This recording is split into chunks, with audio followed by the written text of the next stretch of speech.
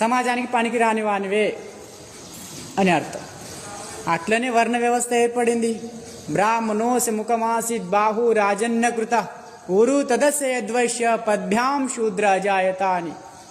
ఈ వేద మంత్రం మనోళ్ళు సరిగా చెప్పక వేరోడు అడ్డదిడ్డంగా చెప్తున్నాడు. వాడేమంటాడంటే నోటి నుండి అట బ్రాహ్మణుడు పుట్టాడంట. చెప్పండి, సృష్టి ఏర్పడి ఎన్నో కోట్ల సంవత్సరాలు సనాతన ధర్మం ఏర్పడింది. ఎవడ నోటి నుండి పుట్టిండా? పుడతాడా?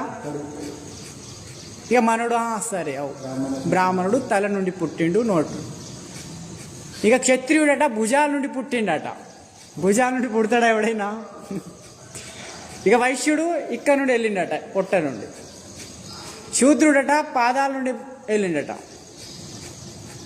ఇట్లా అడ్డదిడ్డంగా చేస్తున్నారు. ఎందుకంటే మనోడు చెప్పట్లే కాబట్టి వేరేడు చెప్తాడు అడ్డదిడ్డంగా.